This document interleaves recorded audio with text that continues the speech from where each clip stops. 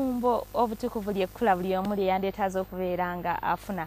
Bangi mufumbiddwa, bangi mukoze emikolo egy'enjawulo, naye ekyebuuzibwa ofumbiddwa mukwano gwo, owasiza mukwano gwo. Nkwaniriza mu programu yaffe eno emikolo n'embaga ku Sunday edition. Nze Jamila okubeera nga ngikutuusaako. Kansuubire wateredde dda otuddawo mu sitting room yo, oli ku dining oba oli mu kisenge nga gwe mukwano gy'olindiridde okulaba omukolo. Nga tetunagenda mu maaso kensooka enkujjukiza ebyaliwo ku mukolo gwa wiiki ewedde. Baby Asha bwe yabadde ng'alaga essanyu James Kasozi mu maka g'abakadde be ye gweyogerere.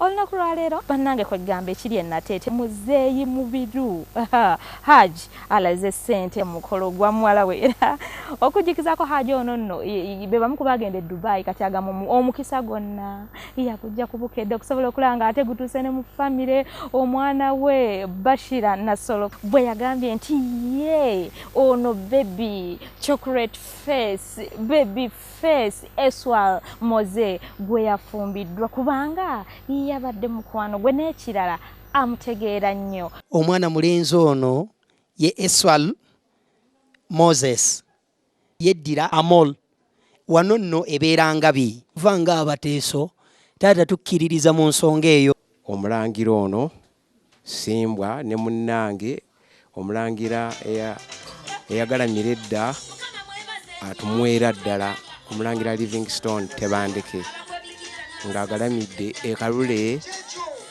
kwese Bulemeezi.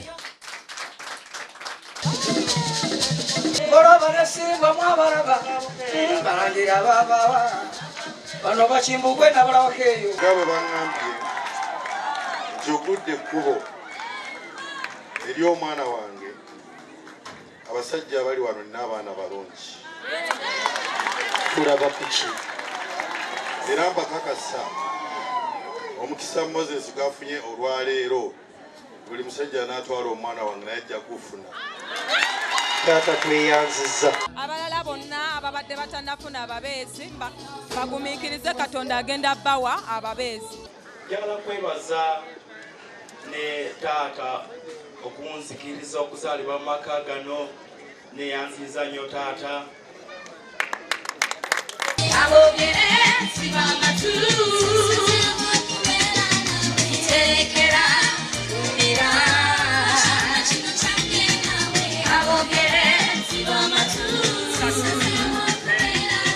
nga totidde jayo wanike nagensi agambye akwongedde ekisanja kakalasi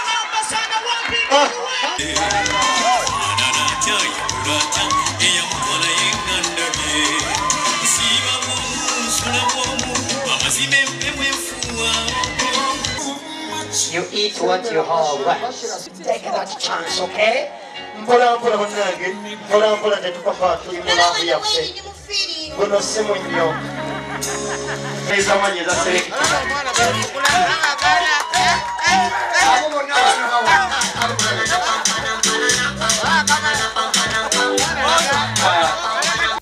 Tovaawa tutandike omukolo gwaffe. Kwagala omuntu akwagala okwagala kisuka mukube konywezeze pesa amubulira biri okwano ntabirwa mukwera okwagala kisuka mukube konywezeze pesa amubulira biri Mukama ebitasoboka eri abantu bisoboka eri gwe. Era Mukama omukolo guno tukuwonga mu maaso go. Sasanye bitatuyamba. Mukama, yes, yimusa ebituyamba. Tukwebaza Mukama Katonda. Era nga bw'oli omukulu, erinnya lya Mukama ligulumizibwe. Omutaka w'entebetebe nga yenna tudde dda Emukulu ffenna tuziwa emirimu. abange musooke muyiwewo nabbambula w'engalo nga bwe mutuula. Baleete abaana bange abakebeza ensonga eno ne bagyekebejja bulungi. Laba abasawo babalaba ate nga n'entimba nga bw'ojaba nayo yakabadde yakabi nnyo. Mukama yeebazibwe bassebo Aweebwa ekitiibwa oyo ate ekyo bakigattira engalo. abange mukikubira engalo ez'amaanyi. era dde bannyabo mukulu kkiriza omuntu yenna bw'akola essomero asooka kufuna bbaasa ekyo kituufu nfunira abantu 15 be wayise nabo 15 nene mbayingizeeko mu kasolya k'ennyumba yange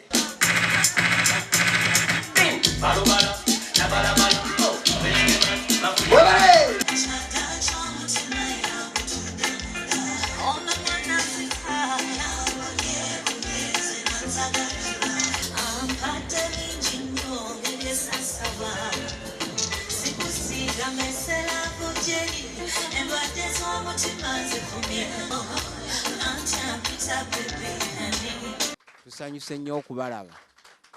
mukadde wange ensonga endeese wano olwaleero yendeetera okuwulira nga emmeme yange ekuba ejjebe ya buwangwa ya nnono ya simba ate erimu obwakatonda abo nga be bakomba enziro ku mugongo mulimu oyo ffe taata gwe tugamba nti yasenga gwe gwoyita kyami wabiri akomba enziro ku mugongo mukadde wange oyo yamanyi obuzaale bwaffe ffe tetumanyi buzaale kuba fayiro yagirina taata singa agamba nti nno ekigambo kyo nekifuuyibwako empewo n'omuwasaki ajja kutusongako mukadde wange yanaakulambikira obuzaale bwaffe obuvo n'obuddo tusanyusa obalaba bassebo tusanyusa obalaba bannyabo eradde bannyabo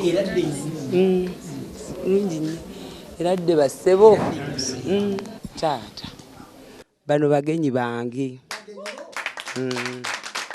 baagala kuzaalibwa mu nnyumba muno njagala onjawuliremu oyo bw'oyagala okussaako omwoleko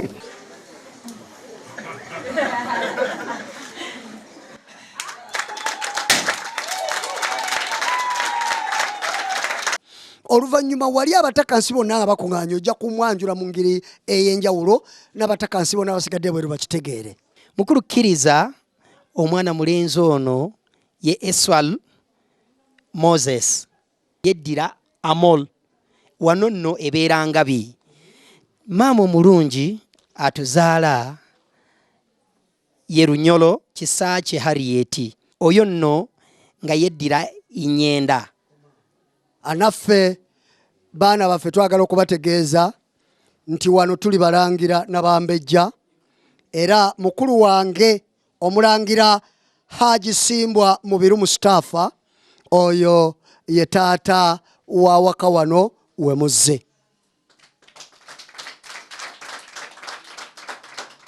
era ne maama naye mujja mutegeera era tulabye nga wakati wammwe naffe tewaliiwo kyaggaali tewaliiwo mugozobano newankubadde omuziziko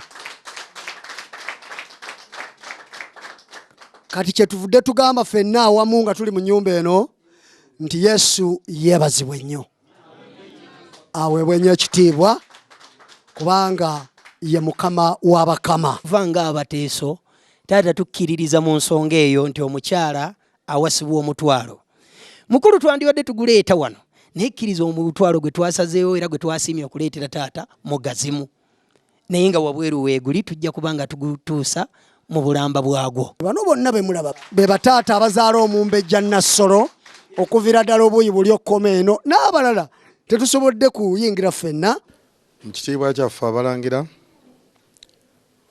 mbeebaza okubeera nti olwaleero muli mu maaso gaffe abalangira abasajja abeddira Engabi tubayuzaayuza kubanga abalangira tuli basajja b'amaanyi okubeera nti olwaleero tuli wamu nammwe mu mirembe nze ng'omulangira sirinaako buzibu ne ku lwa bannange tukkiriza okubazaala mu maanyi ga Mukama ku ludda eyo gw'olaba mpadde akazindaalo ate nze ku lwange abakitange ate ku ludda lw'omugole oba omumbejja abajjajjaawe omulangira ono Simbwa ne munnange omulangira eyagalamira edda atumwera ddala omulangira Livingstone Tebandeke ng'agalamidde ekalule kwese Bulemeezi omumbejja ezaalwango Samira era taata ava okwogera yatumuwa.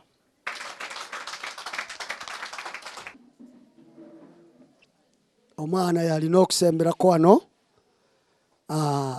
taata ne banywa, mwana mulenzi n'anywa,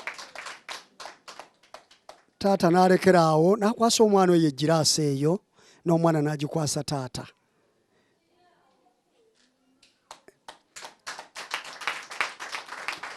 Ekyo kitegeeza okutaba oluganda